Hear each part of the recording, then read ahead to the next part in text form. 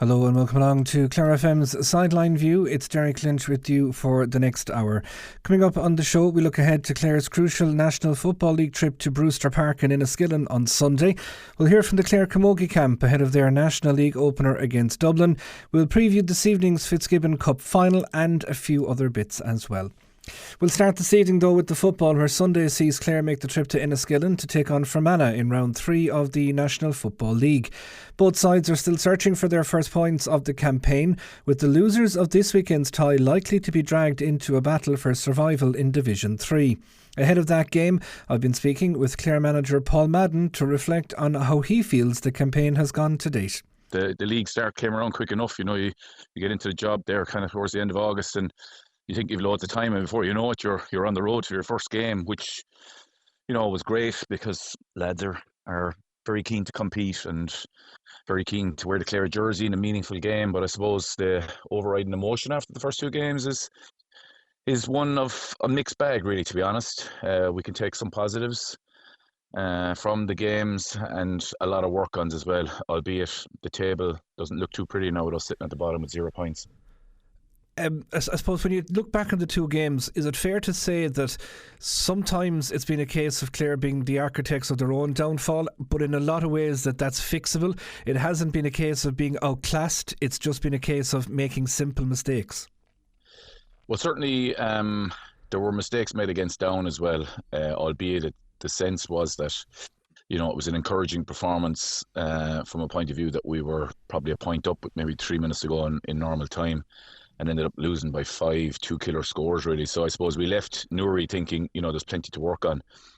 And regardless of the outcome in the Westmeath game, that is still the case. However, we had 20 turnovers against Westmeath. And, when you look at stats where teams like Donegal have 4 or 5 turnovers in a game and we're at 20, you know at inter-county level, regardless of who you're playing, that's not going to be good enough. And we were guilty of, just basic errors, Derek, that really cost us bad. I think Westmeath scored 10 points from our turnovers and maybe 2 goals and a point or 2 from kickouts and stuff like that. So we would be very disappointed with that.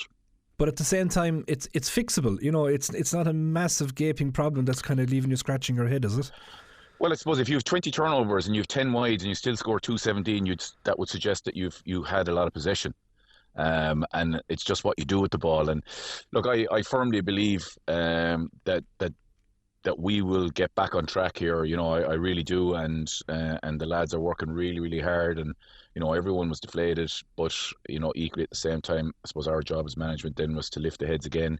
We put in a good week training last week, and we're all guns blazing now for Fermanagh on Sunday. So hopefully we can start to correct some of the issues that we've had in the 2 first rounds.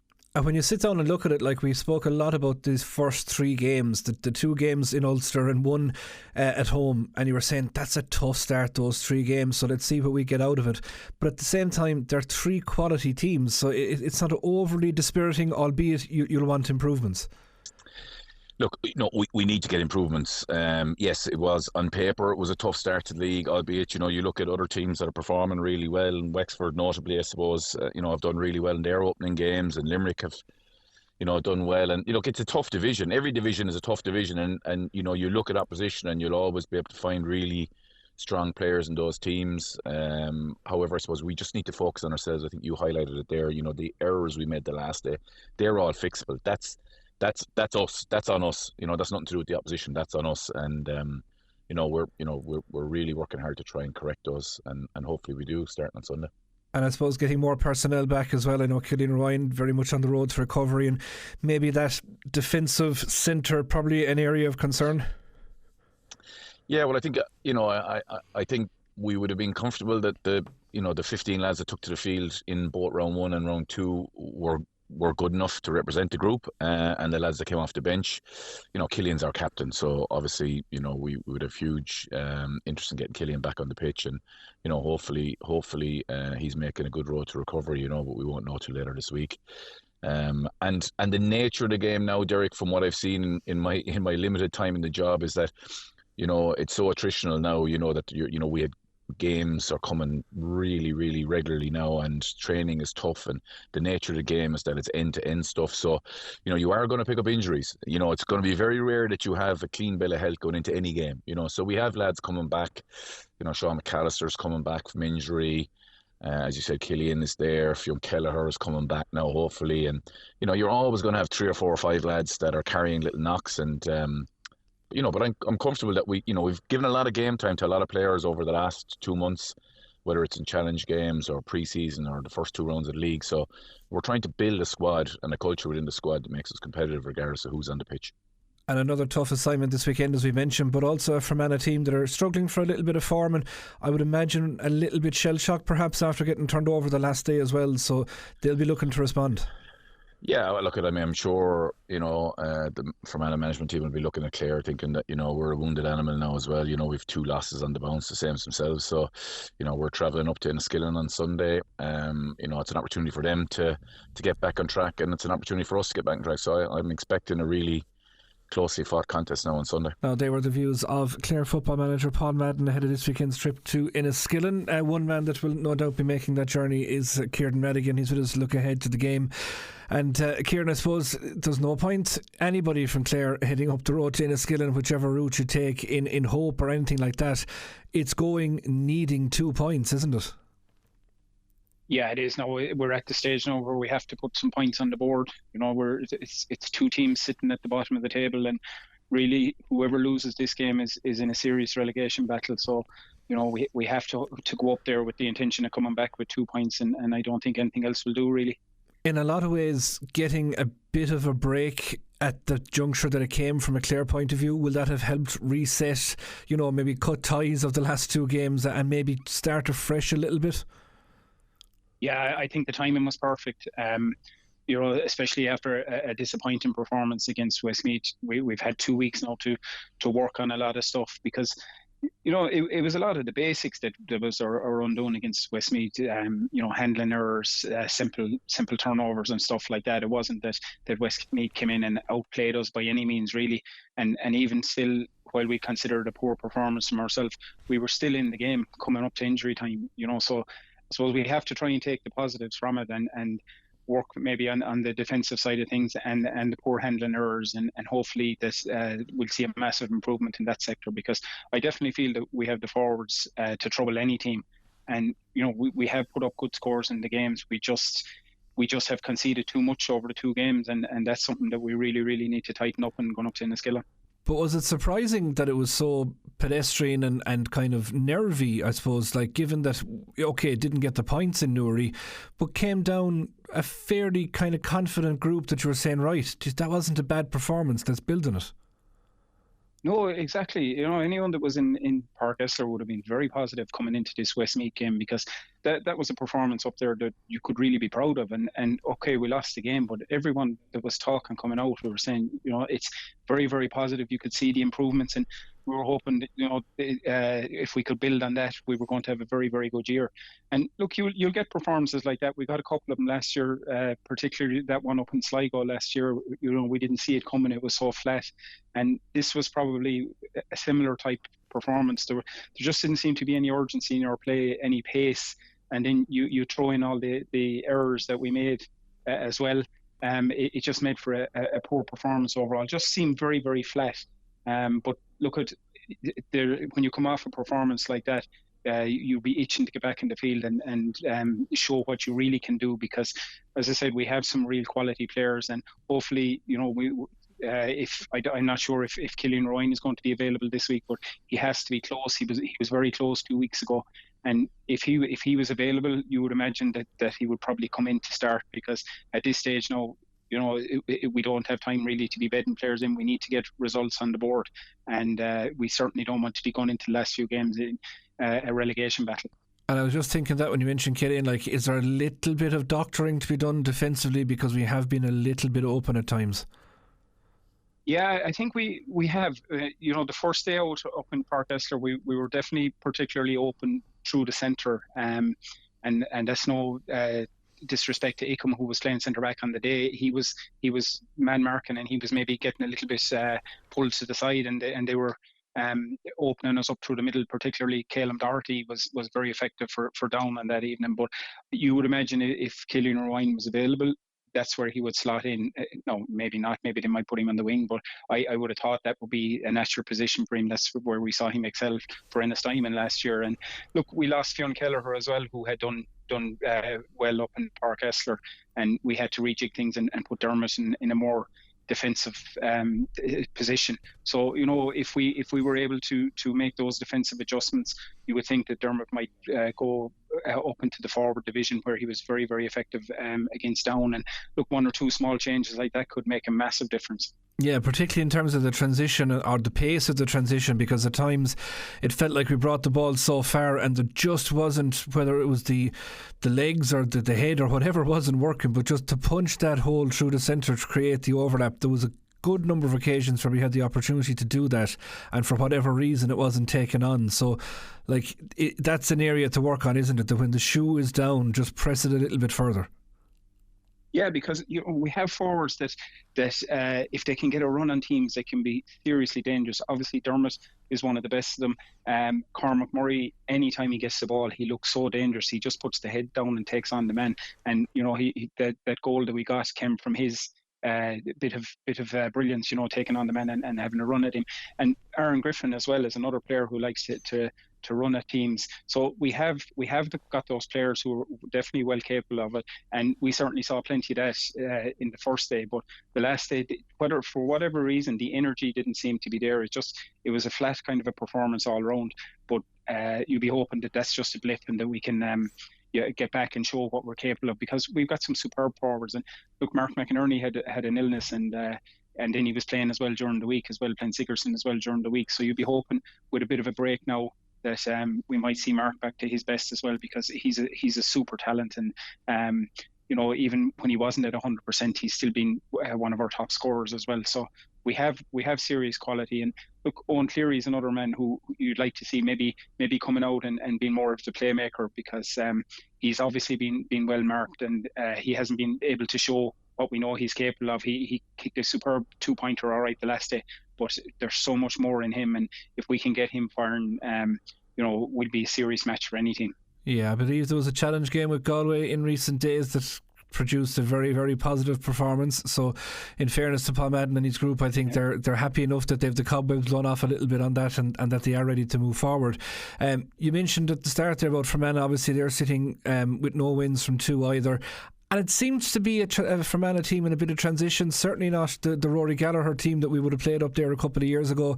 The two Cullen twins, they're not on the panel for whatever reason, and they're trying to bed in new players as well. So is this a time where they could be just that little bit vulnerable, that it might just suit you from a timing perspective? Yeah, I think it is. I mean, they've had two poor results that they certainly wouldn't have seen coming, because I do think at the start of the year they were quite hopeful of being in the promotion mix. And obviously, losing to Wexford the first day out came as a bit of a shock to them, losing at home, because Wexford were the bookies' favourites for relegation, and they're sitting top of the table at the moment. But when you look at Fermanagh and what they've done, it seems that they've done very well at midfield, done very well under both kickouts. It's what they're doing in possession, and I suppose similar story to ourselves the last day against Westmeath.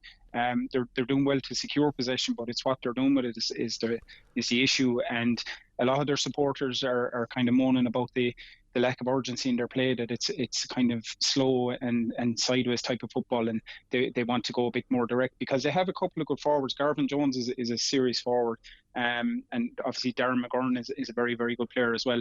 But I was looking there, like they haven't scored a goal in the two games. They've only kicked one 2-pointer over the two games, and what they're scoring really won't be enough to get themselves out of trouble unless they can pick it up. They only kicked 12 points against Wexford the first day and 15 the last day, but in the modern game with 2-pointers and stuff like that, that's nowhere near enough. And over two games, as I said, they've kicked one 2-pointer. We've kicked 8. And we've still lost 2 games. So the fact that they've only kicked one over the 2 games is would tell you why that they're sitting on 0 points at the moment. And look, hopefully that trend will continue for them, because we've 4 2-pointers in each game is good shooting from us. And look at if we can carry that into this game. and you might open a bit of a gap, and it looks like that they'll be really relying on Garvin Jones to do the damage for them. And the swing back that comes up the field, Josh Largo Ellis as well, he kicked 3 points as well from the last day. But they don't have a huge array of scoring talent. We definitely seem to have more men that can put scores on the board for us. We've had a fine spread of scores over the 2 games so far, and if we can tighten up defensively, you'd be hopeful that we should be coming home with 2 points. Yeah, and I guess the message that management will probably be trying to deliver this week as well is, okay, down in Westmeath, there were the 2 teams down from the division above last year. They were everyone's favourites. They were talking about, and there's Ryan McHugh and there's all that kind of stuff. But now it's a case of, right, we still have all these games left to play. There's still a mini league available here, and who knows who'll take points off everyone else. That all of a sudden you might come into a scoring difference scenario. You just don't know. Promotion's still not gone by any stretch of the imagination, but all that will hinge on this weekend. Yeah, it will for sure. And the thing about it this weekend, we play Fermanagh. If we can win that game, Fermanagh's next 2 games are they've got to play Down and they've got to play Westmeath in the next 2 games after that. And we have those games out of the way, and both of those games for Fermanagh are away.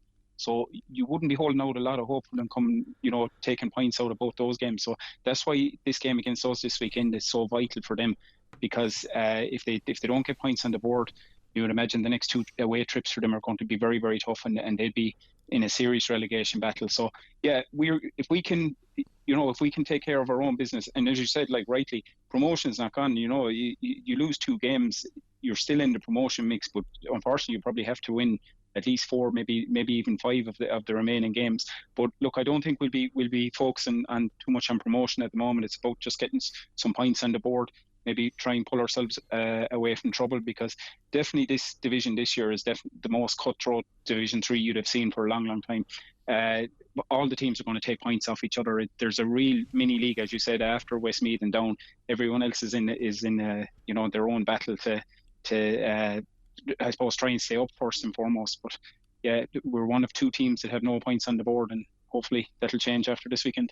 Hopefully, yeah. It's a half-1 start there in Enniskillen for that one on Sunday, and our commentary comes thanks to Jones's Super Value in Milltown and Ennis Home Furniture. Of course, there was a brilliant boost for Clare football ahead of that game, with Brian McNamara captaining UL to their first Sigerson Cup title during the week, and Tristan O'Callaghan producing a man-of-the-match performance between the sticks.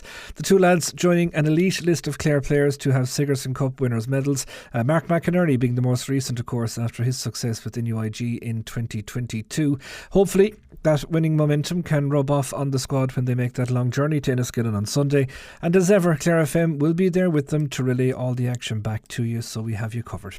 We're back shortly here on Sideline View. And you're very welcome back to the show. We are turning now to camogie, where this weekend will see Clare begin their 2026 National League campaign as they go to Abbottstown to take on Dublin in Division 1B. 2025 was a year of progress for Clare, really, as they reached Croke Park for the first time in the All-Ireland Senior quarter-finals and just narrowly missed out on promotion after losing to Antrim in the 1B final. Ina Kilnamona's Eugene Foodie takes over the Bonishdoor bib, having been involved with John Carmody's setup over the last few years.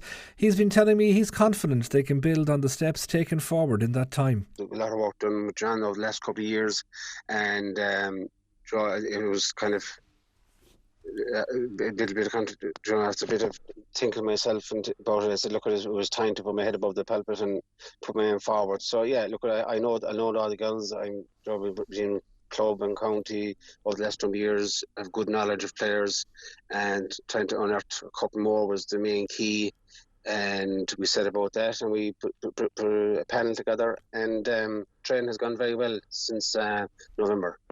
And I guess a vote of confidence in the talent that's within the squad as well, that, as you say, you'd have known that yourself from being involved with the county and the club. So clearly you saw something here that was worth working with. Yeah, look at Derek, you know yourself, Rome isn't built in a day, and do you know what I mean?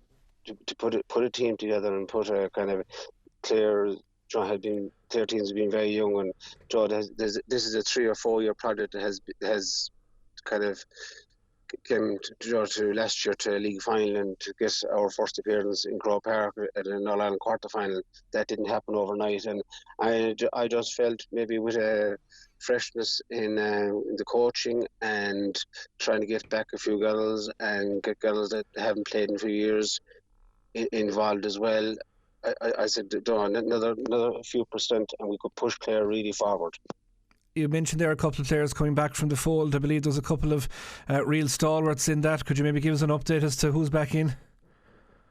Well, one of them is Lorna Mack from Fitzgibbon, who has been plagued with injury the last couple of years, and she's back in and injury free, thanks be God at the moment. Another girl that hasn't played in a year or two was Enniskillen. She's back from injury as well. Then a couple of new girls in the likes of Maeve Millay and Roisin McMahon from Fitzgibbon as well. Roisin is flying in training and in the challenge games. So there's a bit of mixture of experience and youth and then girls coming back as well. And as you say, a real sense of progress last year. I know you were bitterly disappointed, actually, ironically enough, to lose in Abbottstown that day in the league final, but then for the journey to end up in Croke Park and with a really, really positive performance too, so a lot to build on. Yeah, look, every day is a learning day, Derek. And I mean, okay, we probably didn't perform to our best that day in the league final.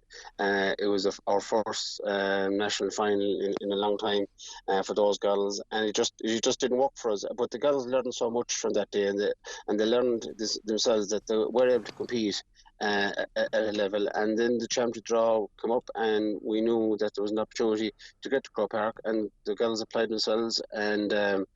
Joe had a great win against Wexford and then drew with Limerick. And Joe weren't overall. Then we went to Croke Park to play Waterford. And probably Waterford's experience and having been there the last couple of years stood to them in the final stages of that game. And it feels like every code in the last couple of years have had new rules to deal with, particularly in national leagues with trials and all the rest of it. And camogie no different. Maybe take us through, without going into major detail on them, but take us through, I suppose, what you've made of them, or which little tweak do you think has improved the game, or what have you made of it? Well, yeah, we've been trialling those in the few challenge games, but you won't know how they'll work until the heat of battle.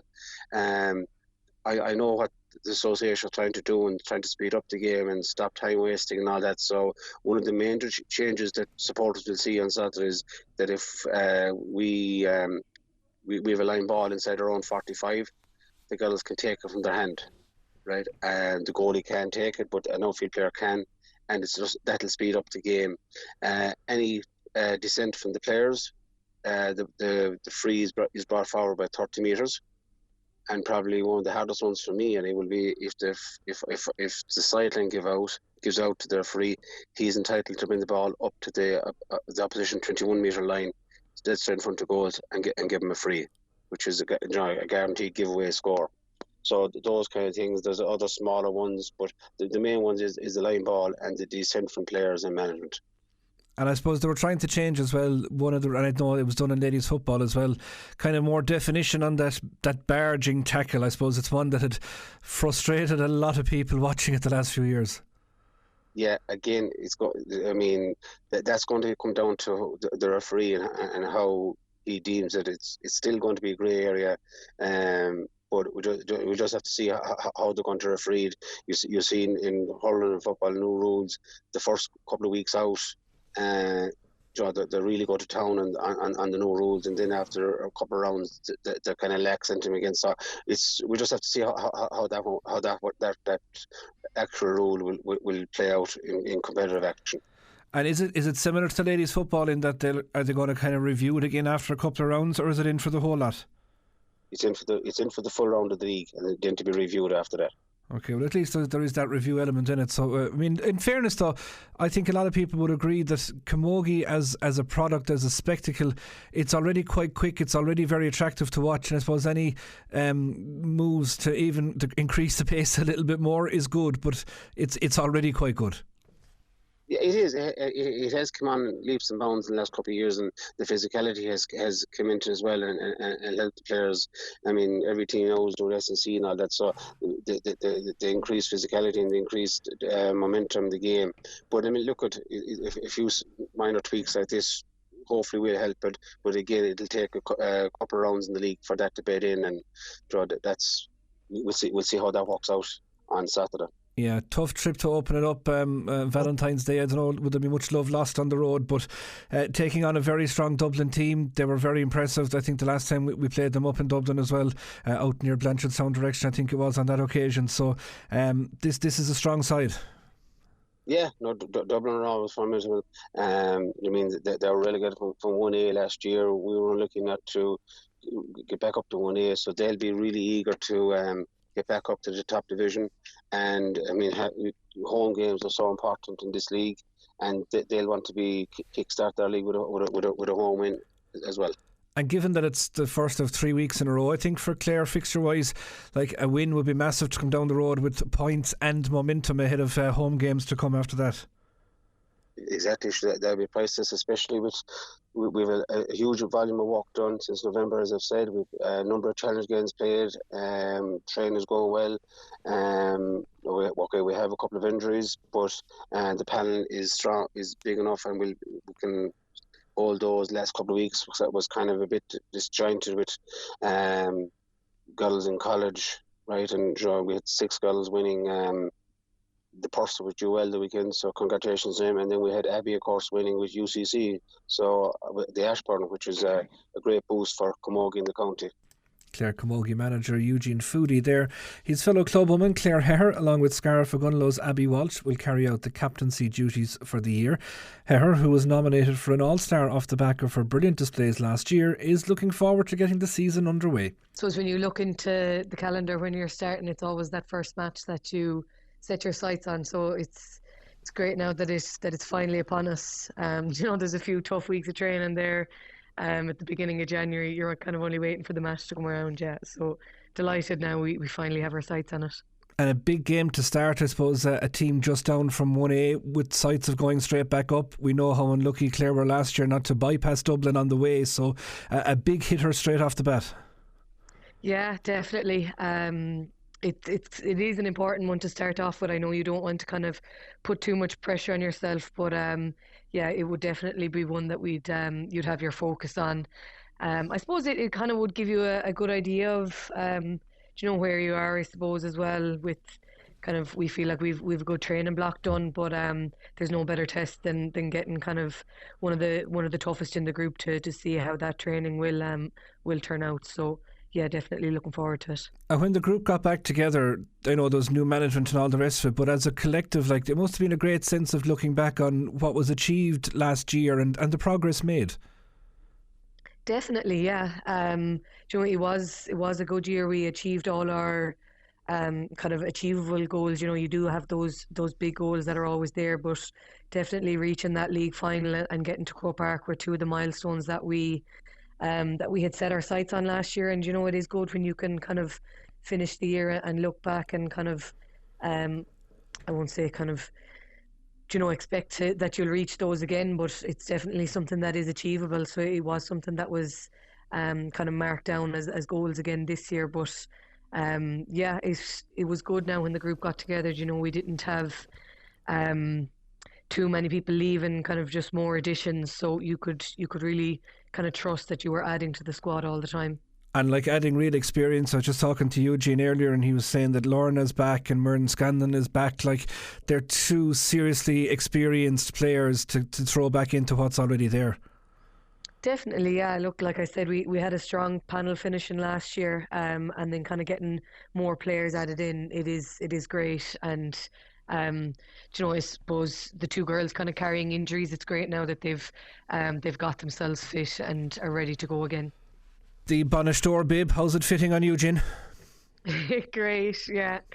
I know, look, he's obviously put in a lot of years' work kind of in backroom teams of management set up. So he obviously wanted to go for the management job, and I was delighted for him to get it. And yeah, he is a great team.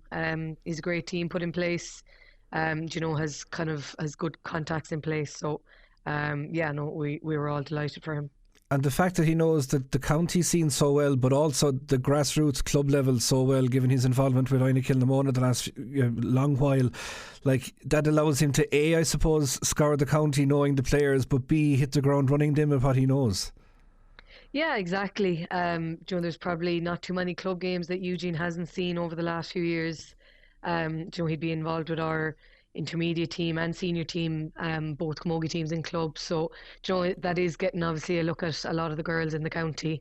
And then I suppose with the experience of his backroom team as well, there are a lot of eyes on the club championships. So, there's definitely kind of any girl that was kind of interested was definitely given a shout.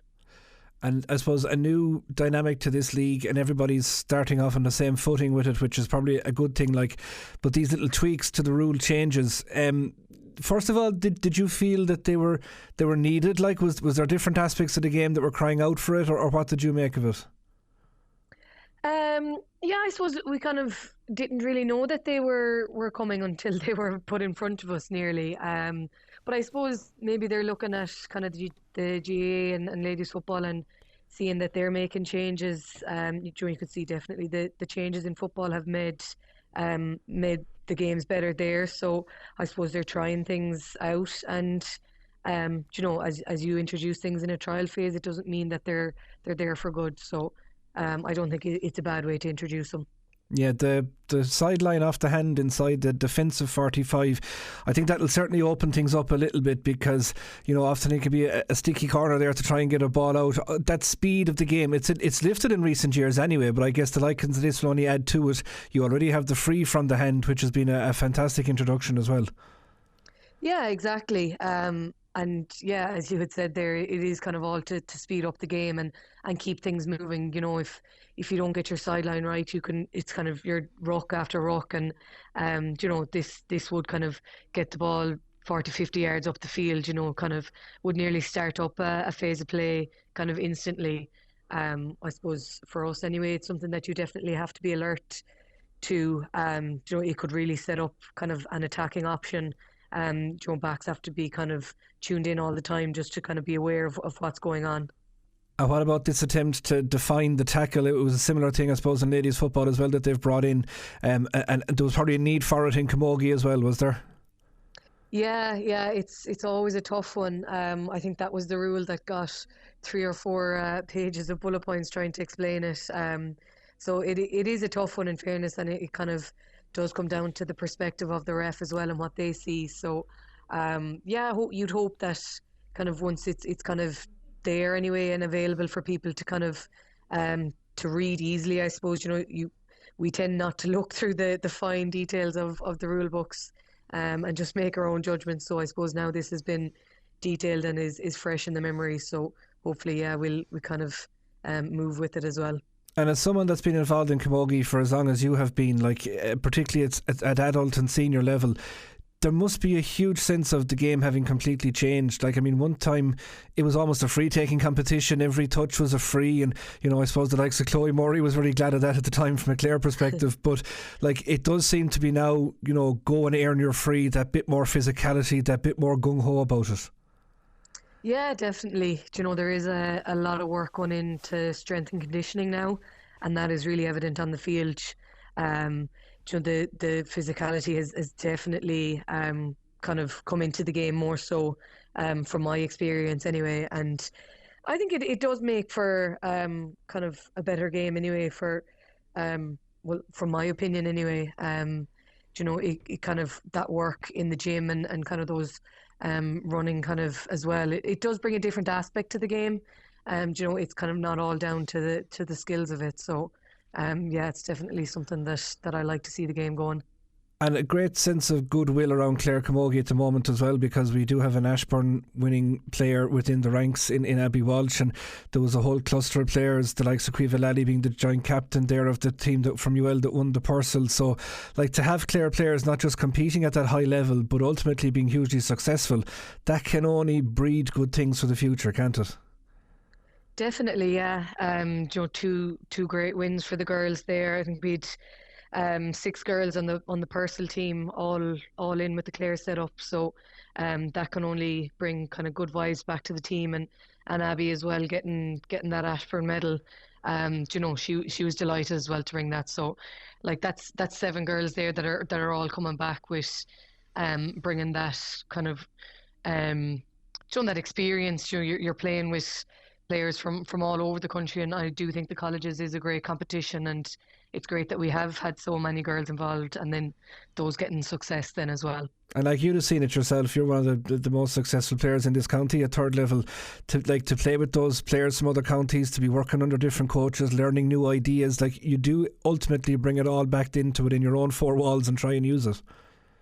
Yeah, definitely. I do think it is a really special competition in that way. I suppose it is short, it is condensed. You do put it all in for those kind of 4 or 5 weeks at the start of the year. And it is kind of the enjoyment factor of it as well. I suppose it is a bit different in that you're not training for months on end. As I said, it is quite condensed. You put it all in for those few weeks. And I suppose, like that as well, learning from people from all over, new coaches as well. So, there's definitely experience to be brought back to the Clare team. That is Clare Camogie, joint captain Clare Heher there, speaking ahead of tomorrow's game against Dublin. And ahead of that, Clare Camogie today announced a new sponsorship deal with Pat O'Donnell and Co. The long-time Clare GAA backer partners up with Clare Camogie in supporting the senior, under-23 and minor squads. Part of the statement, Clare Camogie says that the deal reflects a growing commitment to the women's game during a period of significant development and rising standards within the sport. So a fantastic deal for all concerned, and well done once again to Pat O'Donnell for backing Gaelic games in Clare. You can check out some of the pictures from that launch on some of our social media channels, or indeed if you're in Dublin tomorrow to watch the game, you will see Clare donning their new jerseys, sponsored, as we say, by the mighty Pat O'Donnell. We are back shortly here on Sideline View. Now it is of course a big evening for Clare players heading up to Croke Park for this Fitzgibbon Cup final. Mary I versus UL. Clare interest on the sideline as well. Podge Collins helping out his cousin Jamie Wall for Mary I. Delighted to have Limerick based GAA journalist Tom Clancy with us to look ahead to it. Tom, you've seen quite a bit of both these teams throughout the competition. Is there much to separate them? Yeah, I have indeed, Derek. Yeah, I suppose from the outset, a lot of people would view UL as overwhelming favourites for this competition. Will be interesting to see when these two teams do line up, how much of a chasm there is between them. I think on paper you'd have to say UL firm favourites given the tools in their arsenal. But then again, they've had injury curtailments in recent weeks. So Mary I, with that, I suppose, almost like a club mentality, I think that's been touched on before by Jamie Wall and Co. That mentality of, smaller in numbers but big in stature of what they have. I think Mary will be very competitive this evening. However, I think maybe UL just have too many strings to their bow here heading in for Croke Park. Yeah, but the last time they met, albeit in less salubrious surroundings down in Abbey Dorney, Mary I fairly turned over the apple cart on that occasion. So I mean the derby element kind of cut a little bit of the favouritism out of it. Yeah, I think so, and it's basically the same Mary Immaculate College management team, which augurs well for them. Some of the players still there, of course. Shane O'Brien from my own neck of the woods in Limerick. Hope to be lining out this in this contest. But I think there's certainly an element to that. There is a super level of familiarity between the players. I mean, when you look at the teams, you mentioned the Clare involvement there. There's a crossover. There's guys from their own clubs against each other, guys from their own counties, and it's predominantly Limerick, Clare, and Tipperary players that they know each other so well. So that could lend itself to a very tight game. There's going to be no secrets on show here this evening. And ever before a ball was struck in this, the minute that the team or the squad lists were put up on social media, like people were saying, sure, look at, just hand the cup to UL and play out the competition anyway. But like, they've got fairly tested their last couple of games, haven't they? They have, yeah. I mean, I think I described it as a 27-man goal-mouth scramble against University of Galway. You'll recall at the end of that semi-final, they were 2 points up, had been pegged all the way, reeled in to be level, having been 5 points up down the stretch, back to 2 points. University of Galway actually missed an opportunity to go ahead through Sam O'Farrell. Then Adam Screeney, as we know, plenty of magic in his boots and his stick, came up with the lead score. They got another one through Darren McCarthy to go 2 ahead, but for a goalmouth scramble going in their favour, they could have easily been trumped on home soil. So they haven't had it all their own way. They were pushed as well by UCC for some extent in the quarter final, but recomposed themselves to finish strongly. Yeah, it hasn't been the formality that many would have predicted, but that's going to come with the territory. The deeper you get into competition, the stakes are rising. Players have picked up knocks as well. They were without a number of players in that semi-final. Adam English, Cathal O'Neill, John Keneally, as you know, from Clare, all absent in that one. So there is only so many players you can have at your disposal, and when you're down 2 or 3 of them, it will impact the performance of what is a star-studded team. And you mentioned the club feel around Mary Immaculate that Jamie would have fostered along with Podge and others, but there has been a real sense of togetherness and scrapping in their paths to this final. Yeah, for sure. They've had a couple of comfortable victories over SETU, Waterford, of Waterford IT and all money. If any of your listeners are familiar, that was their opener. Then they went to ATU Galway in the second round, and didn't have it all their own way. I think conceded was it 5 goals on the evening, and had to dig deep in the second half. And I think on that occasion there was a bit of a row on the sideline, which the management's involved in, and second-hand information, I must declare, but that certainly seemed to stoke the fire beneath Mary I in the evening, and they recovered well to get a victory and top the group. And beating UCD was a formality really in the quarter final, and then they overcame their semi-final last weekend up in DCU, having to go to extra time. So look, they've had the bumpier road, and so often we see in Gaelic games when a team has been tested time and again on the way, and they've probably had fractionally more of a test along the way, particularly obviously in that semi-final, having to peg the game back to force extra time. Mary I will hope that will have them well sharpened for this challenge, if you will. It's only a short crossfield hop, or crosstown hop I should say, between the two colleges. These lads will know each other from socialising as well as the hurling field as well, I'm sure. And if you're Jamie Wall and Podge Collins, are you looking at the last 10 minutes for Galway the last night? Big man inside, full forward, but they just didn't give him the ball enough, and when they did go that little bit more direct and stop taking on the pot shots, they created quite a few problems. And when you've the likes of Shane O'Brien, hopefully from their point of view, back at your disposal, is that an outlet that you think they might go at them? Yeah, I think so. It's assuming that Shane O'Brien, I believe it was illness, kept him out of the last 2 outings, one for Mary I and one for Limerick. If he's back and ready to fire at full tilt, you'd assume the open expanses of Croke Park will suit him. But not to forget another Limerick man alongside him, Oisin O'Farrell. I think is it 5 or 6 goals in the competition so far. Got 4 the first day out, and has steadily contributed to the Mary I challenge. The 2 of them are basically in 2-man inside line. I think the mantra is simple: get those guys the ball, and then let the guys like Shane Walsh, of course, of Kilkenny. He's an experienced enough player out the middle. Those guys around, in that middle 7 or 8 positions, let them fight for possession and get the service into O'Brien and O'Farrell. So it's interesting. I think the route to goal that University of Galway found was actually off the throw-in themselves, in terms of raising a green flag. That'll maybe be something that Mary I will target off the throw-in as well. A goal after 15 seconds, just couldn't build on it. Only 3 more points in the opening half, and made it that UL were in a comfortable position, albeit it went all the way down the stretch. But UL were always nose in front really in that contest. So Mary I are going to try and bring this to a dogfight, going to try and get themselves in front, and see what this UL squad are made of, and what their mettle is really, as a unit, because we know them as individuals. They're very good inter-county hurlers, a lot of them, but what have they managed to put together as a unit over the last 5 or 6 weeks? You're still coming down on the side of UL to possibly come out on top?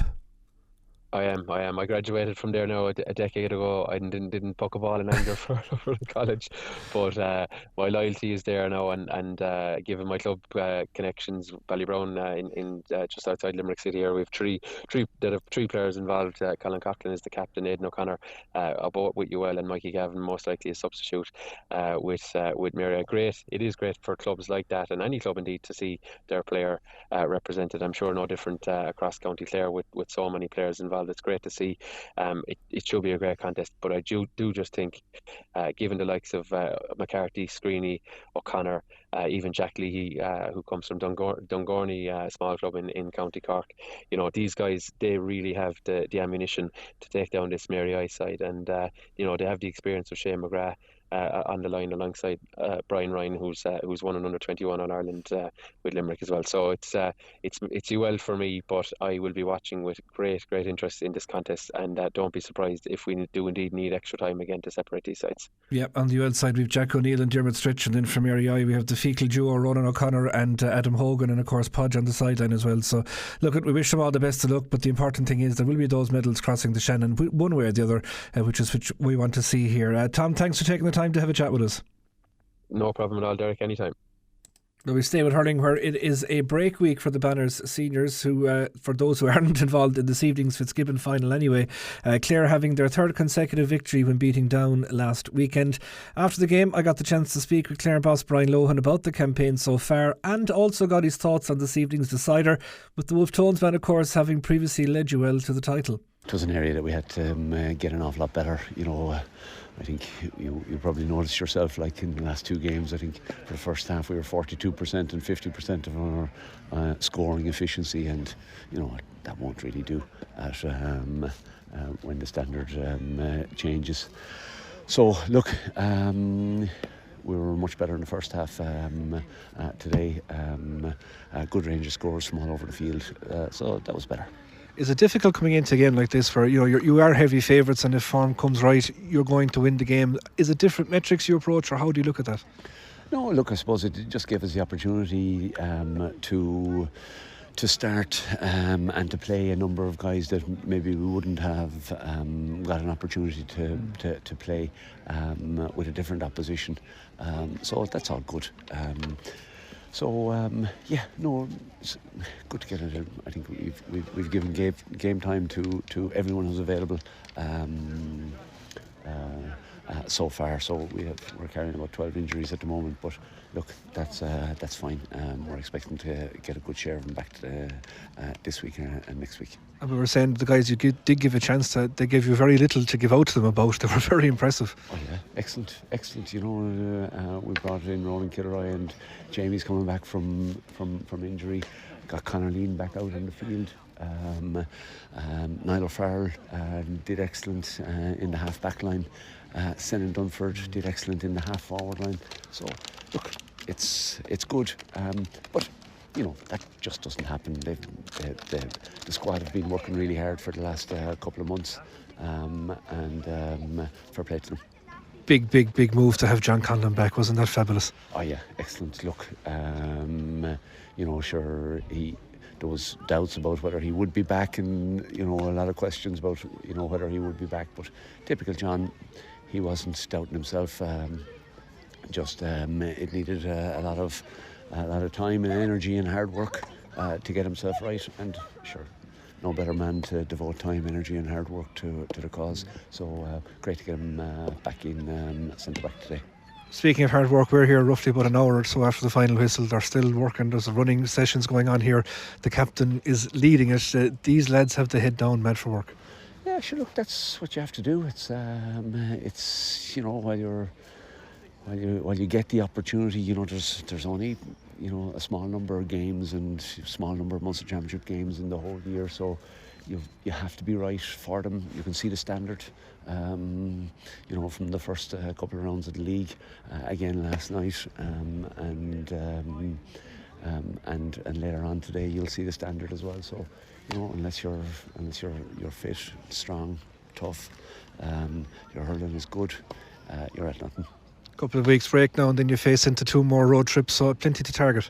Yeah, sure. Look, we have Kildare next, so I don't know if the game is over, but they were 18-14 up on Antrim, so that gives an idea of where they're at. They're pushing things, they want to get better, so that'll be a big challenge for us heading up to Kildare, and then we have Carlow then after that. So they're coming thick and fast, but we're satisfied with having our 6 points on the board. That was the plan. 2 home games won. Went away to Antrim. Players very professional, as they always are, got the job done and did it again today. So we're happy with that and we move on. And if I can, with a former manager's hat on you, the Fitzgibbon Cup, a competition that you've plenty history with. We have a couple of guys heading to Croke Park now for that final as well. What a brilliant moment that'll be. Yeah, exceptional now. Yeah, two really good teams that are left in it, and great for us to have big involvement in it as well. Like there, a couple of years ago, looking through the list, like we didn't have anyone in the Fitzgibbon Cup, like, which is extraordinary to think. But obviously, massive amount of work being done at colleges levels, at schools levels. We're in the Harty final, and obviously at underage level here in Clare to try and produce good players, and we have good players. And the best of luck to all the Clare lads involved this evening. They'll be back in action next weekend with that trip to Newbridge, while St Flannan's are set to be in action for the Croke Cup quarter-final against Kilkenny CBS on Saturday. We'll have more details on that game as we get them. Clare ladies footballers also on a break this weekend as they prepare for crucial games against Laois and Fermanagh to try and stave off the threat of relegation from Division 3. Defeat to Down was a third consecutive loss for Graham Shine's side, and he's been speaking to Clare FM's Derek Dormer. Look, it's not the want of fucking trying. I want to train. We're training really well. There's like we keep saying it. There's a good spirit in the group, but spirits die fast if you don't get results on the board. So like we scored 1-9 above in Antrim, and we let in a pile. We squeezed it up last week. We scored 6 or 7 or 6 pints. Today we said we go after it. We'd have a crack at it. We brought on the young girls. Aisling Kelly made her debut. Abby Kelly made her debut. We said we go after it. We got punished. We brought on legs again. We scored 4-13, which we can't score. But then we conceded 7-13, which is a flip. So I just said to the girls there, like, if we can get the balance right of our attacking phase and our defensive phase, we're in the right direction. But it's a results business. I'm not stupid. I'm a manager 20-something years. It's a results business. It's disappointed. We had targeted last week and we targeted this week as 2 home games, 2 wins. We got come away with nothing out of both of them. So, look, we're disappointed. But I just said to the girls there, we just have to keep plowing on with it. And we will break now next week so we can work on our defensive shape again, combined with our attacking shape. And we've 30 girls used now. Every girl has played in the panel. We've 37 in the panel. There's 6-7 injured. We've 2 of them coming back in the next 2 weeks. Teresa Collins and Rebecca Sexton will be back for the next game. So look, we just keep driving on. Today, and without dissecting it too much, but if we just take the restarts, Down seemed to be allowed go short, work it through the lines, and we opted to go long, and invariably we turned over the ball quite an amount, and a lot of Down scores came from Clare kickouts. Yeah, a lot of Down scores actually came from mistakes. Actually, they got 3 goals from mistakes. The kick out, we do try to go after them. We're working hard at it. We go zone and we go man on man. And last week we were better last week than them. This week we weren't. We're changing the personnel as much as we can. It's not a settled team by no means. We're changing as much as we can. And look, again, you just keep working at it. We go to last year, Graham. You had a similar league campaign, which it was Division 2. We ended up relegated. Yeah. But everything came together in the championship. Yeah. 2 big wins, and I suppose this is all you can do now is try and stay up in this division and get ready for a championship. Yeah, 100%. Look, we're deflated today. Look, I know it's an easy thing to say, but we're working so hard, and the girls they're a brilliant bunch, and the youth that has come into that team, is just energetic, it just rises the whole thing. And we had a great session here Friday night, and everything was so positive. And then the first ball that went down the pitch today was a goal. And those little, we were having no look, there was a bounce of a ball above there in the goal mouth. They got the goal. They got a penalty out of it. We'd last week, Rebecca was taken out of the game and the goal was allowed. We've analysed, we've sent it to other refs and stuff, and no one has given it a goal. So we have to make our own look. We'll keep driving at it.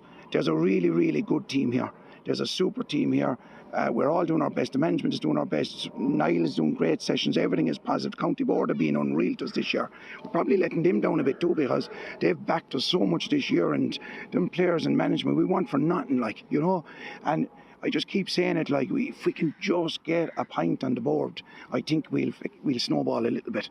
That is Clare Ladies football manager Graham Shine there. They're back in action on the 23rd with a home tie against Laois, so hopefully a line to be drawn in the sand and move forward from there. But that's all we have time for you here this evening on Sideline View. Keep it tuned across the weekend and we'll keep you up to date with all the action. The West Wind is up next. Enjoy the rest of your Friday evening.